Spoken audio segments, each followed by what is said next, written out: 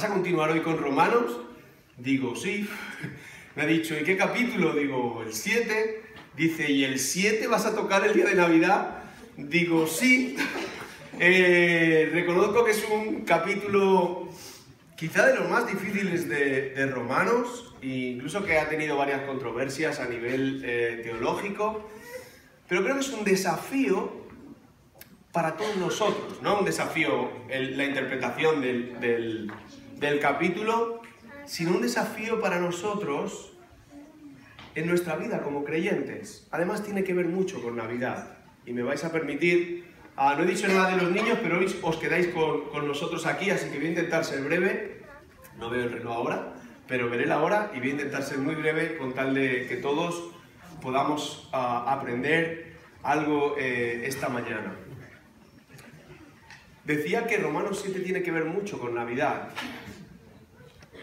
porque nos va a hablar de la esencia de lo que supone la labor de Dios en nuestra vida. Si os acordáis, o si me expresé bien la semana pasada y pudisteis escuchar bien, dije que los capítulos del 1 al 5 habla de la obra de Dios para acercarse a nosotros, y el capítulo 6, 7 y 8 de Romanos habla de la obra en nosotros, no para nosotros, que es lo que haría en los primeros capítulos, sino en nosotros, cómo Dios obra en nosotros para tener una buena relación con Él. Pero tenemos que reconocer, y eso es lo que empieza el capítulo 6, que no es nada fácil, que seguir a Jesús es una lucha, y una lucha constante, una lucha desde el primer día que decides hacer público que vas a seguir a Jesús. Hay una lucha entre dos naturalezas, y es lo que va a explicar el apóstol Pablo en este capítulo 7. Dos naturalezas, una naturaleza vieja y una naturaleza nueva, que contaría el apóstol Pablo en Efesios. La naturaleza vieja es nuestra tendencia al mal. Y si hay aquí alguna persona que no tiene tendencia al mal, por favor, no te vayas hoy sin decírmelo. Si tú cada vez que ves algo mal, te inclinas a decir y nunca pasan por ti malos pensamientos, ni malas palabras, ni... Por favor, venme, llámame luego. Vamos a tener una reunión y me vas a contar ese secreto, porque el ser humano tiene una tendencia al mal. Y diré aún más, nuestra cultura latina, aún más, nos hace una tendencia al trapicheo. Yo tengo que reconocer que me tengo que frenar. A veces para no... Veo cómo puedo hacer la trampa y digo, para, Dani. Pero esa tendencia a buscar el atajo, a buscar cómo no sufrir tanto, cómo no... Y si en el capítulo 6 el apóstol Pablo nos dice que somos libres del pecado, de que podemos tener la victoria del pecado, aunque estamos en esa lucha, en el capítulo 7 el apóstol Pablo dice, sois libres de la ley, pero tenéis la ley, es un espejo para vosotros, pero sois libres, no tenéis que hacer nada para poder ganar la salvación, no tenéis que hacer nada, ni cumplir nada, para ganar lo que Cristo puede hacer en vosotros. Pero tenemos que reconocer que parte de mí quiere vivir para Cristo y parte de mí quiere no vivir para Cristo. Hay muchas tentaciones en mi vida que me lanzan a una voluntad que no es la de Jesús, a un camino que Dios no quiere para mi vida. Pablo explica esa guerra civil en este capítulo, desde los primeros versículos con el ejemplo tomado del matrimonio hasta el conflicto a partir del versículo 7 y al final. A mí me gustaría contar cómo se siente Pablo. Explica 5 sentimientos que voy a decir muy rápidamente y que estoy convencido que tú y yo nos sentimos muchas veces como hijos de Dios. Acompáñame. Primer sentimiento. versículo 14.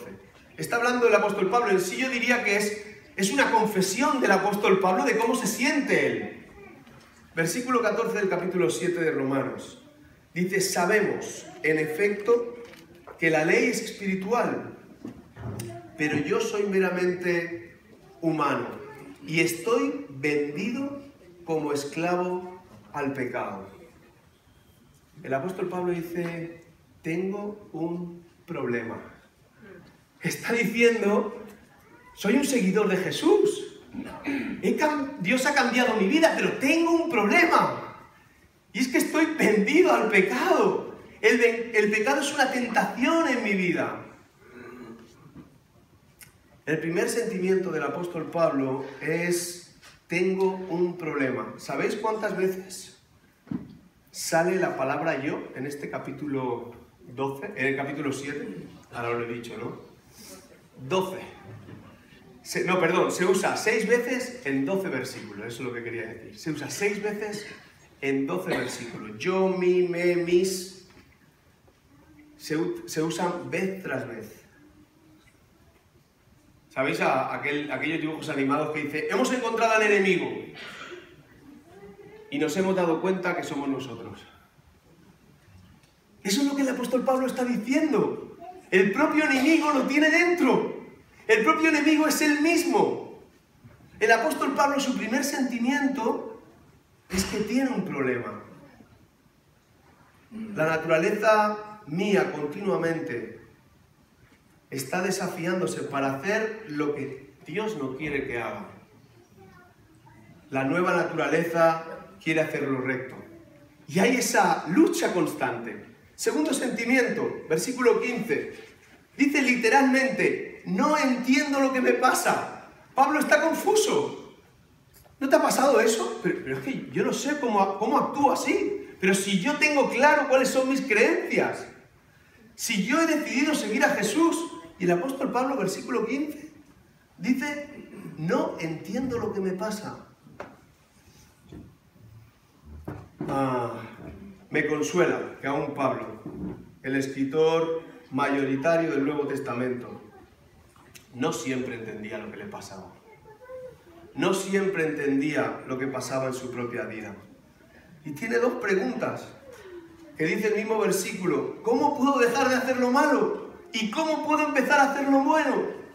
Porque dice, pues no hago lo que quiero, sino lo que aborrezco, eso hago.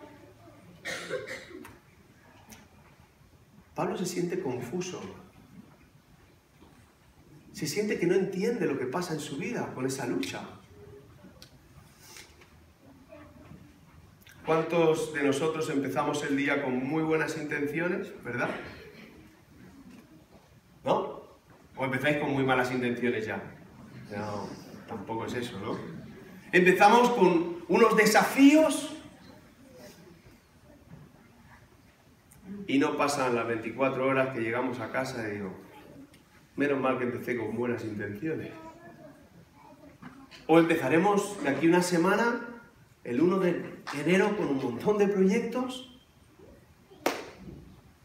¿Y cuánto nos durarán? Muy buenas intenciones. El apóstol Pablo se siente confuso. Versículo 17, tercer sentimiento.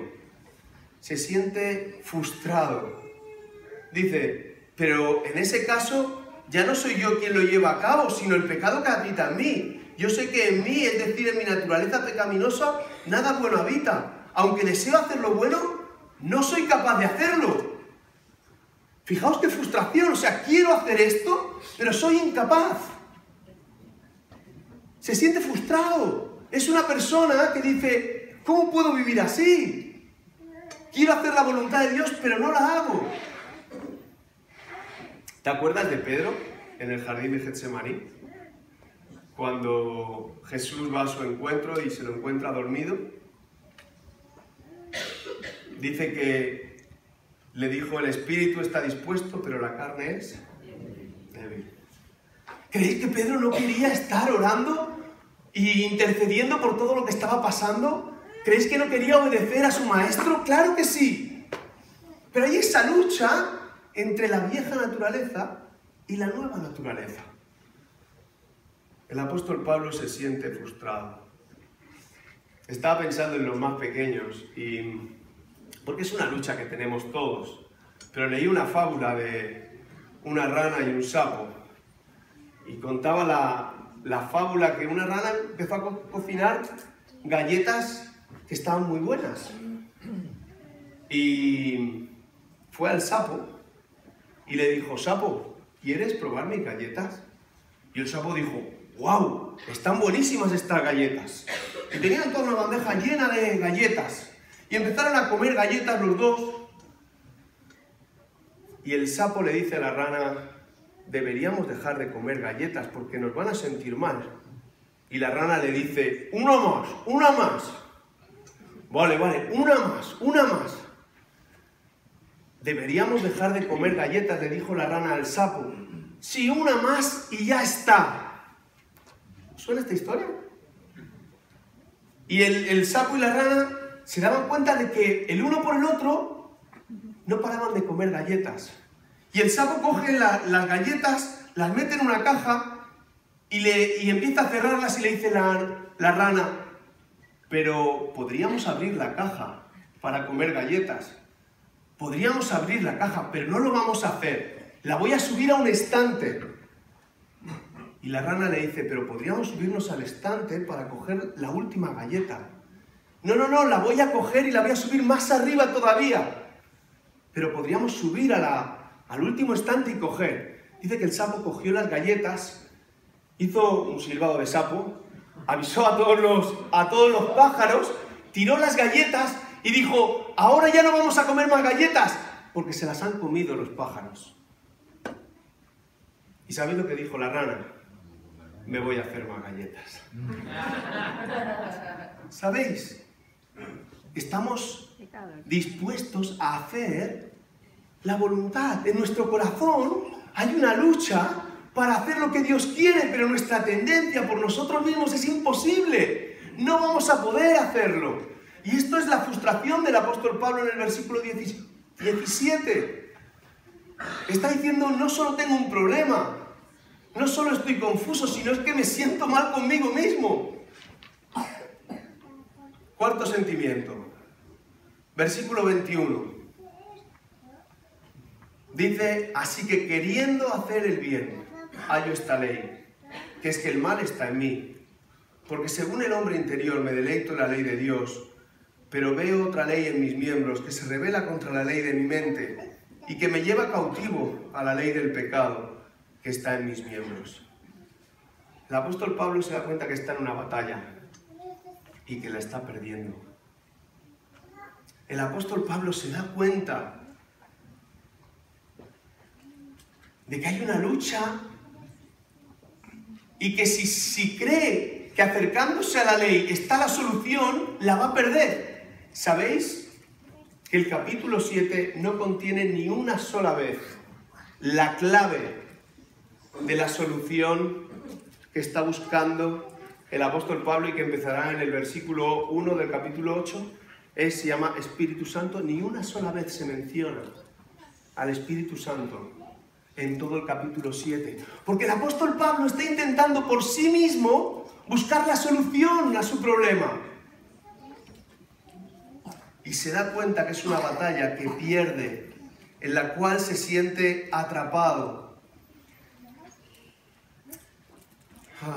Es como la ley de la gravedad, ¿no? Nos ata de tal manera que no podemos hacer nada. Y a veces creemos que sí, que ganaremos por nosotros mismos, que somos buenas personas en el fondo. Yo digo: qué poco me conoces. Si crees que soy buena persona, qué poco me conoces. Si crees que por mí mismo voy a conseguir algo, o por ti mismo, qué poquito te conoces.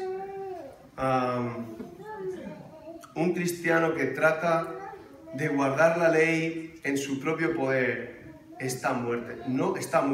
No podemos cambiarnos a nosotros mismos. Y el último sentimiento.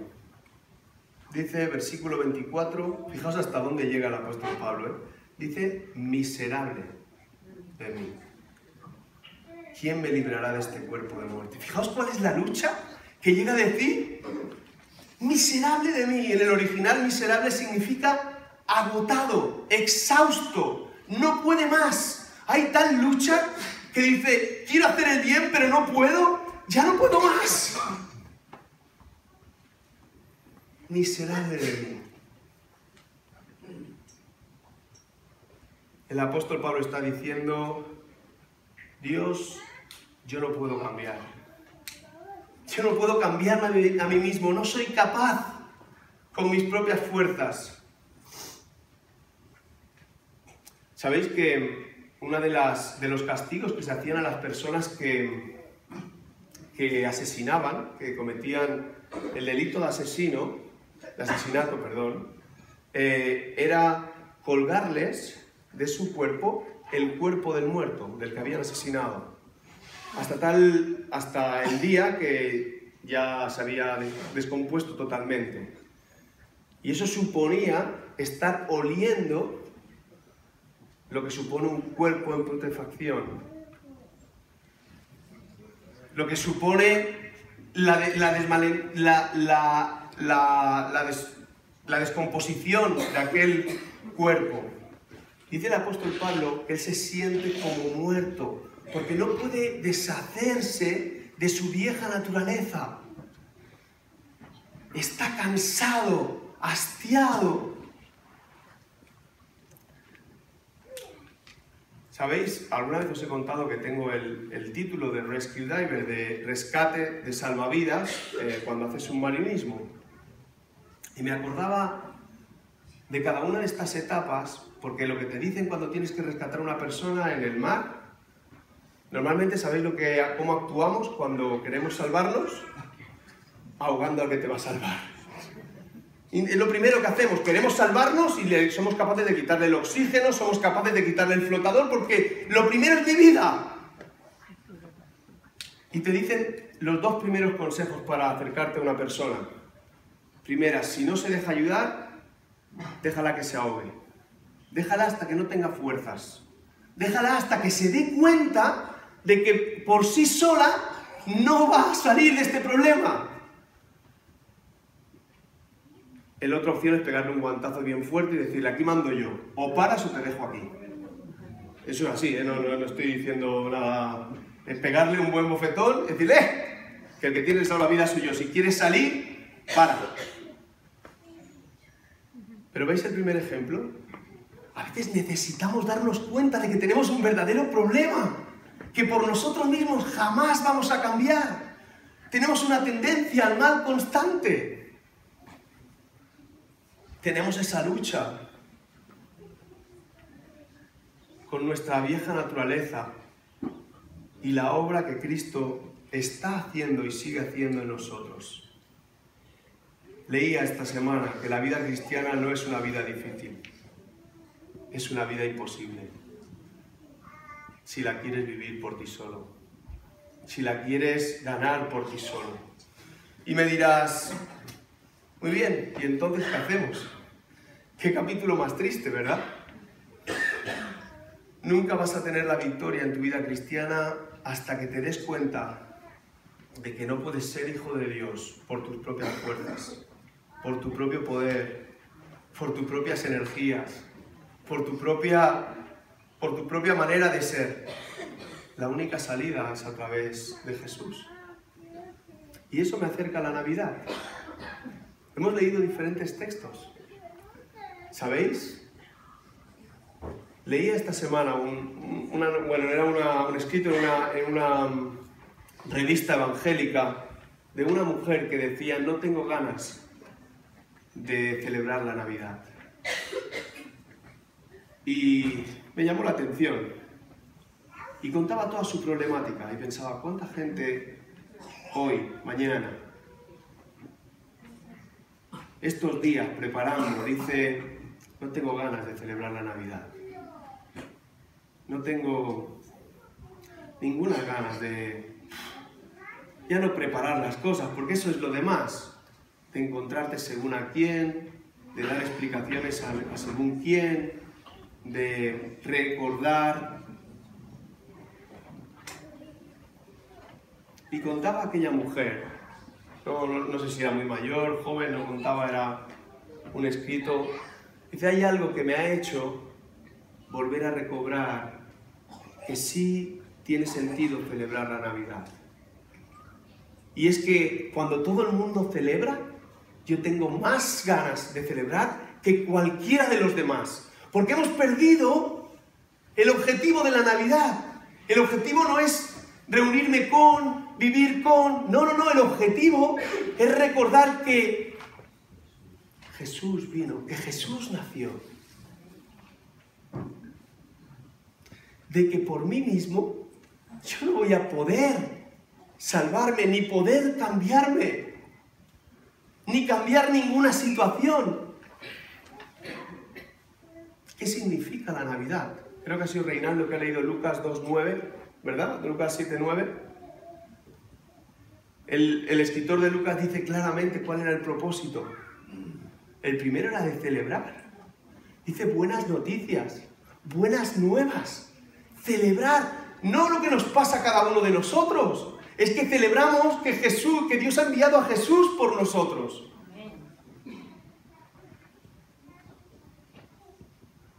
Yo no sé cuál es la situación en tu casa. No sé cuál es la situación en tu familia. No sé cuál es tú tampoco sabes la situación en mi familia. Y no quiero dejar esto al margen. Ahora lo vamos a ver.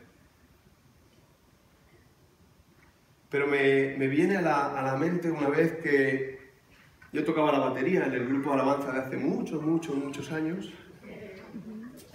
Y un día le dije al que coordinaba la alabanza, le dije, yo no tengo ganas de tocar la batería. Yo no tengo ganas de cantar. Me cogió aparte, me cogió así y me dijo, sabes, está muy bien que tú no tengas ganas, pero al Dios al que alabamos merece ser alabado por ti.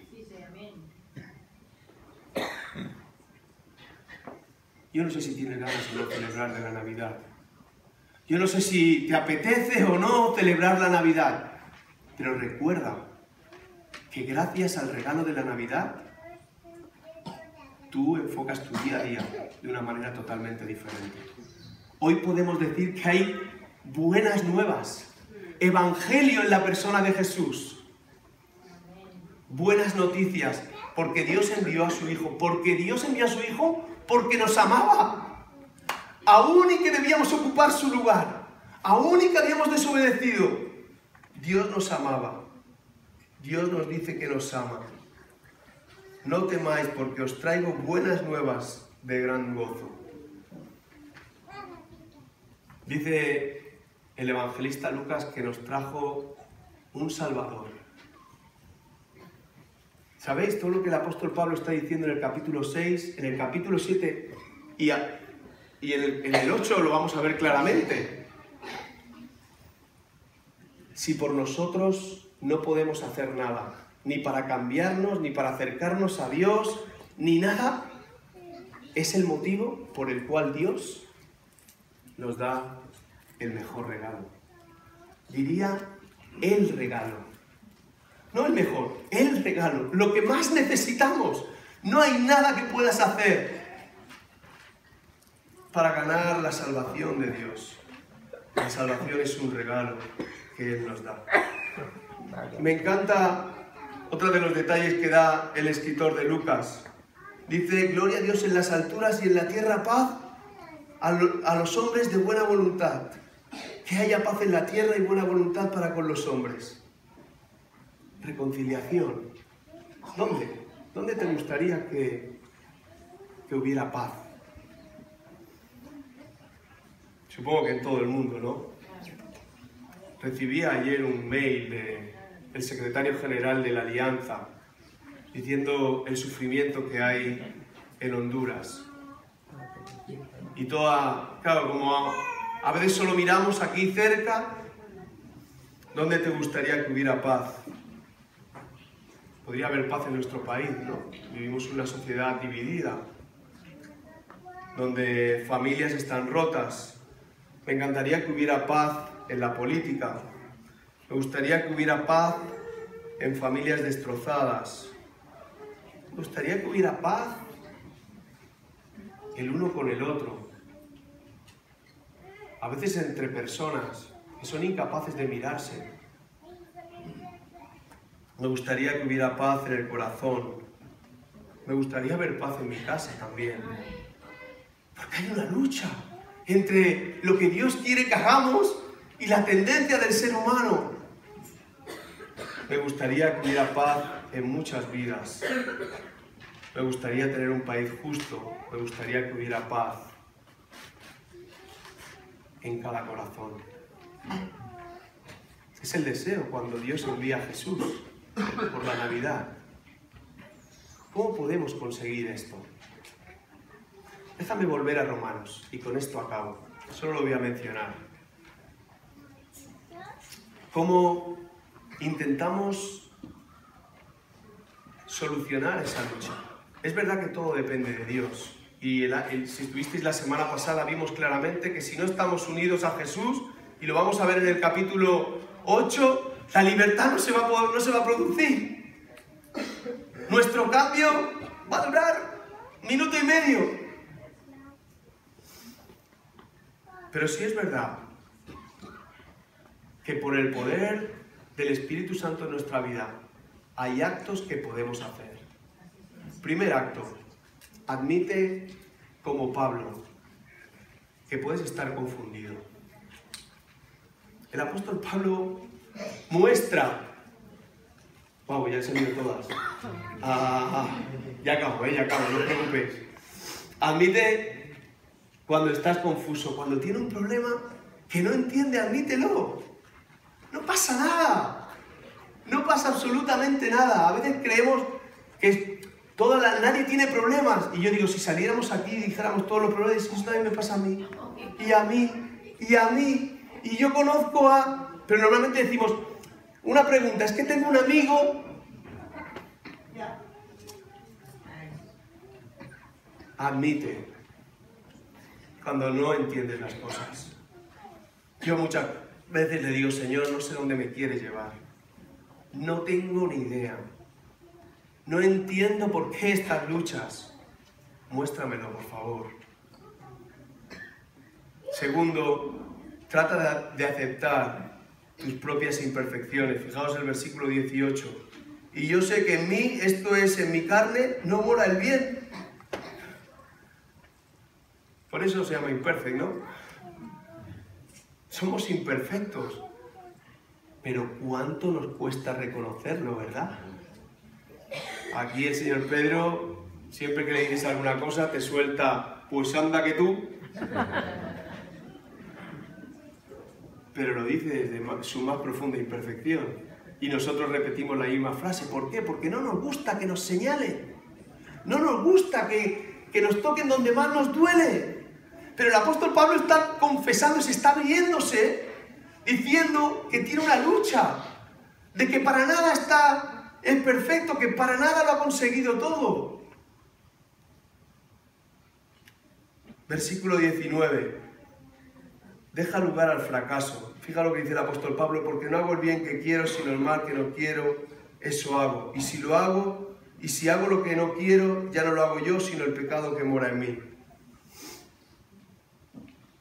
A veces nos frustramos demasiado porque creemos que no vamos a caer nunca. Creemos que no nos vamos a equivocar nunca. Y entonces cuando viene la caída es como que ¡guau!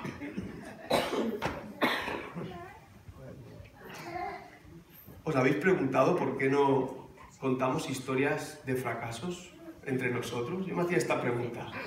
Nos gusta que salgan aquí las personas que han fracasado y han triunfado, ¿verdad?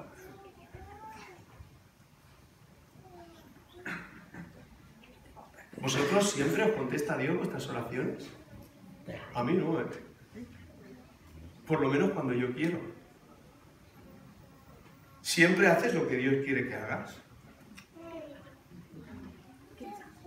Hay veces que no fallas. Hay veces cuando fallas. Yo sí. Alguno me ha reñido cuando he contado alguna de mis debilidades. Me dice, es que eso no tienes que contarlo. Y yo digo, ¿qué soy, un Superman aquí arriba?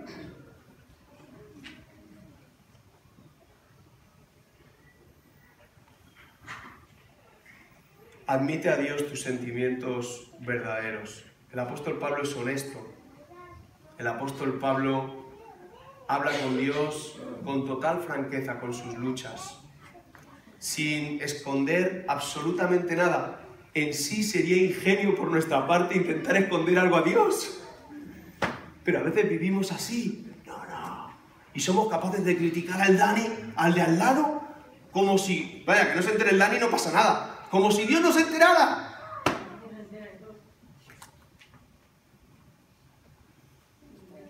Admite a Dios tus sentimientos verdaderos, tus luchas, tus incomprensiones, aquellas cosas que no entiendes.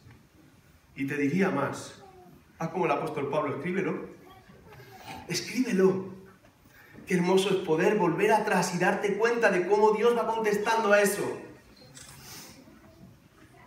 Y la última, no dependas de reglas y apaños para vivir la vida cristiana. Cómo nos encanta encontrar nuestros atajos. Qué difícil es la espera. Qué difícil es la dependencia. Es tan difícil. Porque nosotros, y sobre todo yo que soy muy controller, tengo claro el camino. Tengo claro cuál es sé a dónde tengo que llegar y sé el camino mejor para hacerlo. Y entonces cuando algo se me pone en el camino, bueno, hago pam y sigo. Pero el Señor me ha dicho para. He dicho que pares. Y si no te voy a parar yo. Y todo eso me descoloca. Y saber que tengo que depender de Él y decir, Señor, ayúdame por favor, porque ya no veo el final. Sé que quieres llevarme allí, pero no sé cómo llegar. Yo lo tenía clarísimo, pero tú... No dependas de reglas. No dependas de atajos ni de apaños para vivir la vida cristiana. Depende del único regalo que puedes tener válido en esta Navidad. Depende de Jesús. Él no es el mejor regalo. Él es el regalo. No hay más. Podréis recibir, Dylan, ya acabo, ahora de verdad. Podrás recibir, bueno, Dylan y todos los demás pequeñajos, un montón de regalos. Muchísimos. Pero hay uno que os va a hacer falta para toda la vida. Y diré más, no solo para esta vida, sino para la eternidad. Es el regalo, Jesús. Y en vuestra vida el Espíritu Santo, que cambiará y nos ayudará a vivir la vida y nos transformará a ser como Dios quiere que seamos. Un poquito más, la semana que viene no hacemos un impasse, pero la otra en el capítulo 8. Acompañadme en oración. Padre, muchas gracias, porque la única manera en que podemos ser transformados por ti es dejando al Espíritu Santo obrar en nuestra vida. Jamás llegaremos a la victoria si no experimentamos la frustración, si no experimentamos que no depende de nosotros. Y Señor, gracias por el regalo de la Navidad. No es tanto, es que es todo, Señor. Y Señor, ayúdanos a verlo cada día en nuestra vida, por favor. Ayúdanos a ponerlo en el lugar que realmente tiene que estar. En el nombre de Jesús. Amén. Amén.